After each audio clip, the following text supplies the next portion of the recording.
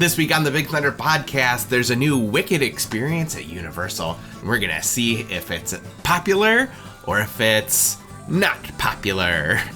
I don't have a good segue for that. Okay. We're working on the fly this week. Sure are. Plus, we're going to talk about D23 being in Brazil. And all the news that came out of that. All that and much more. Buckle up. Here's your hosts, Bo and Abby. If you're new to the Roundup, this is where we take a look at the biggest stories of the week. This is less breaking news and more, hey, did you hear about this? Mm-hmm. So, hey, did you hear about the Wicked experience at Universal Studios? I did. Universal Orlando opened today, the day of recording, Saturday, November 16th.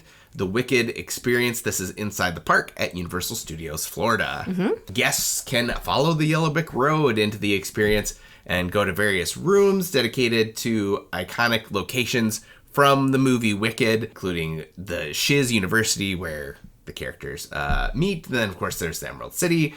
There's props and costumes, and it just looks very cool. It does look very cool. Yeah.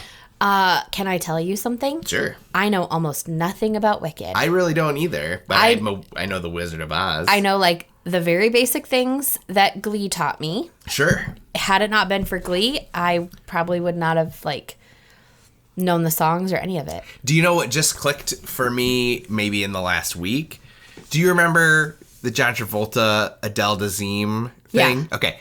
So, as a person of course I remember that. As a person who only knows only knew of Idina Menzel as Elsa at the time, when he did that introduction of her, and he goes, "The wickedly wonderful Adele Dazeem." I was like, that's a weird phrase to say. Because she's wickedly wonderful? Because she was in Wicked. Yeah, it didn't click for me that she was in Wicked. So it was just just very strange to see John Travolta going, "The wickedly." I don't know how he described it. I just remember wickedly Adele Dazeem. Please welcome the wickedly talented one and only Adele Dazeem.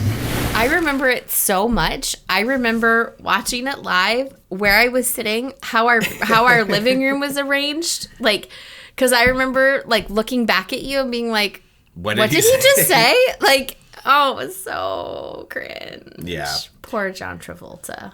Yeah. So in that Wicked experience, you can see there's, like, photo ops.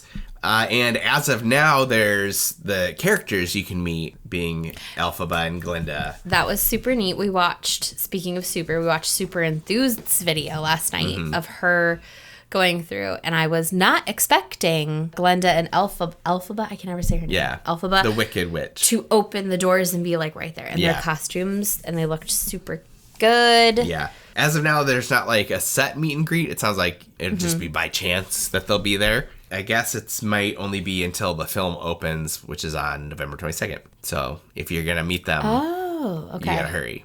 I had November 18th in my head, but that just must be the London premiere of it. It also could be like November 22nd is the official date, but a lot of times they do, like, you can go a few days before and see it. They have, like, soft openings. Now the store itself, it's like a tribute store kind of thing. Not only does it have props and stuff, but you can get snacks and merch and lots of cool stuff there. For the people who don't know, what is a tribute store? Oh, the tribute store is. It seems it's only a Universal thing, right? I don't think you. Yeah. So it's just like a very themed store where they have lots of cool decor. It's almost so immersive and so decorated. It's very much, like, it's way more than a gift shop. Yeah. It's like, I don't know, I guess that's just, like, the best way to explain it. It's like a heavily themed, decorated space. Like, they even have, like, props and stuff. Yeah. With, like, photo things that you can buy mixed within. Yeah. The Wicked experience is supposed to be open until next year, which is when Wicked Part 2 opens. So. There's a Part 2? Oh, yeah, you didn't know? That's because they haven't been advertising it. This is Wicked Part 1, and it's 2 hours and 40 minutes long. That explains... What? The movie is... What? Wicked Part 1, which is what opens. They're only calling it Wicked. They're not telling people it's Wicked Part 1. It's a box office thing. Because if you tell them it's Part 1, people won't go see it. They'll just wait because they want to see the whole thing together. Right. So you don't tell them it's Part 1, but it's Part 1. And it's 3 hours? 2 hours and 40 minutes, correct. That's 3 hours. Well, when you figure in, like, trailers and stuff. That's Titanic. It is Titanic. Okay, this better be good. How long is the Broadway show? I don't know. I think it's actually the entire Broadway show is 3 hours. So I don't know what they've added to the movie. Johnny Bailey dancing. Yeah, one can hope. And then that one is set to open November 21st of 2025. So about the same time, 1 year. Presumably they shot it all together. So, like, Wicked's not going away. No. Because we were at Target today, and the quantity of Wicked merchandise and, like, the special kiosk and all that, it was a lot. Yeah, they went all in. There's a lot, and that's just Target. I know, like, a lot of places are doing, like, Starbucks has Wicked drinks and Wicked cups, and what other, I feel like everybody's doing Everywhere Wicked you go, stuff. there's Wicked. I know the Today Show's been very Wicked oriented Well, lately. NBC. Yeah, I mean, it's all synergy, but Yeah. they've been heavily promoting it. Whew, okay, well, I hope it's good. I would love a new thing to obsess about and, like, become my new identity. When they were, there's been talks of, like, Marvel leaving Islands of Adventure in the near future. And I was kind of thinking what other kind of Universal properties might make a good fit as an island. And I thought maybe Oz could be a cool island. That would be cool. Is Marvel leaving so Disney can have it? Most likely. It's like, I'm not quite sure when their contract runs out. Well, because when that happens, it's Simpsons. Yeah, they're around the same time. Simpsons would leave. And Marvel. Mm-hmm. I don't want Disney to get a Simpsons. I think we'll just let Universal have it, and that was wonderful, and that's that. Yeah. I think Simpsons would be a cool addition to Hollywood Studios. I do not. Okay. Agree to disagree on that one. I don't want them. I know we'd all just rather more Muppets. Yeah. Yeah. Speaking of things at Disney, we did have D23 in Brazil recently. I mentioned that. Yeah, I don't know if you heard. They did talk a little bit more about Villains Land coming up. Not too much, nothing like groundbreaking. But they gave the backstory. Yes. You want to tell us the backstory? I can't quite remember it. I just know that it's something about the villains lair. There's 13 of them. They've been summoned, and then they listed the villains that are like heavily inspiring the land. Right. And was it 13?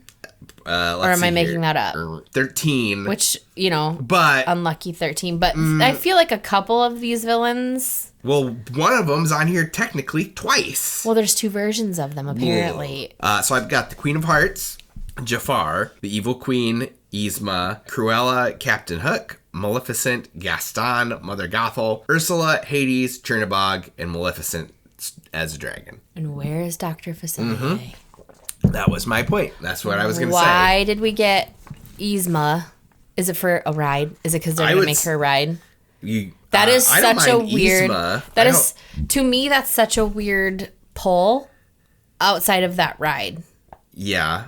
Do you think Yzma is more of a weirder pull than Chernabog? Who's that? Chernabog, he's essentially Disney's version of the devil. He's from Fantasia, like Night on Bald Mountain, the big demon with the wings. But yeah. So Dr. Facilier didn't make it into Tiana's Bayou Adventure. That's so dumb. And now he is left out of Villains Land. Why are they afraid of him? Is it because it's dark magic? Maybe he's too scary. Like, are they afraid of, like, is it like a political decision? I don't know. Well, you want to talk political decisions lately? What? I don't know if I might cut this out. We'll see. No, don't cut it out. We're transparent. You're familiar with Moon Girl and Devil Dinosaur? I don't know the exact plot, but there's an episode that they're not airing because it involves a trans athlete. So they have said due to the current political climate, they are not going to air that episode. So I think you might be able to. It might have been pulled down by now, but there was a bootleg copy of it on YouTube. But cool. My chest got red. Look at that. Do you see that? Here on Big Thunder Podcast, we like to keep things as real and authentic as possible. And one hard truth is that for as amazing and magical as a trip to Disney or Universal can be, planning one can be a little intimidating and sometimes even frustrating. What are the best parks for my family? What are the best places to stay for my budget? Do I really need to wake up at 4 a.m. 2 months before my trip to book dinner reservations? It can definitely be a lot, but that's where Minnie Vacay can help you. We are certified Disney and Universal travel planners who specialize in taking the hard stuff off of your plate. We love waking up at 4 a.m. for Disney stuff. And not only are our services completely free to you, but when you book a vacation package with us, we'll send you a $25 gift card. Minnie Vacay is a part of Gateway to Magic Travel, an authorized Disney vacation planner and Disney earmarked agency. Check us out on social media. We're on Facebook and Instagram to get the ball rolling on your next magical adventure, or you can also see all of our information at minnievacay.com. So, Epic Universe is opening soon. As a certified travel agent, is there anything you may have learned recently? Any tips? Anything they're having you prepare for? I did. What should people be excited about? So I was behind, but I am now caught up. I did my certification for Epic Universe through my travel planning company, and I'm super excited. I got to watch more videos that aren't released to the public and read more about the rides and the restaurants and the things. And one of the things that made more sense to me, which could have made sense to everybody, I'm a visual person, was the Helios Grand Hotel is the back of the park, not the entrance. And like from the entrance to the hotel, that whole middle area is Celestial Park. Okay. I always, whenever I saw diagrams like of it, it was like Celestial Park and then like the stuff branched off. Right. But it's like almost like a butterfly. It's like the whole middle is Celestial Park. Okay. The hotel's at the back, and then like the lands are on the side. The closest lands to the hotel are going to be Dark Universe and Ministry of Magic. But Did you already know all this? No. Okay. But I'm just confused. So, but like, you'll have to be able to go straight to the hotel without going through the park, though, right? I'm guessing there's like, think about the size of it. Yeah. So like if we put into perspective like Epcot, it's like there's two entrances. Yeah. It'd be like the hotel is like Italy. Okay. And then the front of the park is like the main entrance. Right. Because you wouldn't be schlepping your suitcases all the way No, through. I'm assuming there's going to be a separate... Because remember that when we talked about the hotel before and it was like the pool is like looking into the park. And I'm like, so you're going to have like thousands of people like running by your pool? Sure. That's weird. Yeah. But you're seeing it. So I'm guessing you're going to have like your normal hotel parking.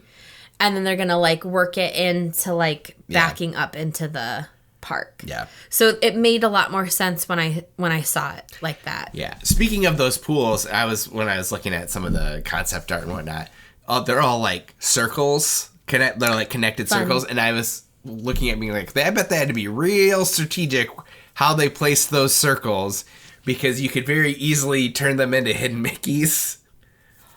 So I bet they had to be like, we need to make sure these do not line up in the shape of a mouse. That's funny. Yeah. All right. Well, next week on the Big Thunder podcast, Wicked is out. So in theory, hopefully we'll have seen the movie and we can talk about that. Yeah. And then, of course, Moana 2's coming out soon. So we'll have thoughts on that. It's Bo's birthday. We didn't talk about your birthday. Matters not. What are we talking It's about? Bo's birthday. He is 40 today. And we wish we were at Disney celebrating. But did you know if we were at Disney celebrating, you can get a free birthday button? Lovely. Perfect. Yeah. And then when you wear it, cast members will say happy birthday. I know. And then when you go home on the plane, you can be at the airport, and then your little girl can stick it in her stroller cup, and you can't get it out, and then it gets folded up, and then they take it on the plane, and then somewhere in the plane, probably with the air pressure changing and the temperatures, it'll shrink and fall out, and you'll never see it again. Yeah. But the next time we go, you can get a new birthday button. Yep. Oh, the memories. Yeah. See, you can't put a price on that. Yeah. Chaos. Anyways. If you're enjoying the show, please go to your podcast player of choice and click follow, and then turn on automatic downloads. Not only will this help the podcast by showing Apple or Spotify that it's a show that you don't want to miss, but it will ensure that you have the best listening experience possible. And if you're listening on Apple Podcasts, leave us a 5-star review in the app, and we will probably, most definitely, because nobody ever leaves us a review, read it on the show. And if you're watching on YouTube, please subscribe and leave a comment and say, hey, we're like 5 subscribers away from 100. I know, it's pretty exciting.